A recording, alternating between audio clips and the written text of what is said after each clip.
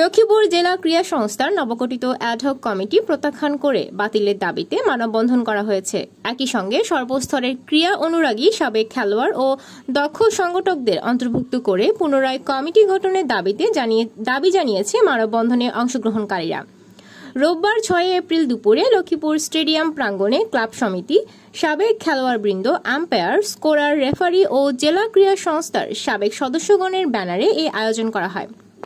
এ সময় বক্তব্য রাখেন জেলা ফুটবল অ্যাসোসিয়েশনের অফিস সম্পাদক সোহেল আদনান, এলিট ক্রীড়া চক্রের সভাপতি তোফাজ্জল হোসেন রতন, আইডিয়াল স্পোর্টিং ক্লাবের সভাপতি আরিফ মাহমুদ কাজল, হাসপাতাল রোড ক্রীড়া সংঘের সাধারণ সম্পাদক আবুল বারাকাত সৌরভ, কলেজ রোড ক্রীড়া সংঘের যুগ্ম সাধারণ সম্পাদক শহীদুল ইসলাম প্রমুখ। প্রসঙ্গত, বৃহস্পতিবার 28 মার্চ লক্ষ্মীপুর জেলা ক্রীড়া সংস্থার নতুন অ্যাডহক কমিটির ঘোষণা করা হয়।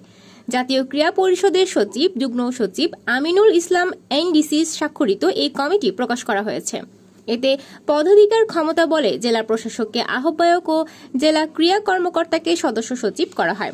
এছাড়া নাসির উদ্দিন হাওলাদার, আব্দুল মোতালেব জুয়েল, দেলোয়ার হোসেন, এনামুল আহসান রুবেল, জয়নাল আবেদিন, শাহিদুর রহমান রাফি ও আহম মোস্তাকুর রহমানকে সদস্য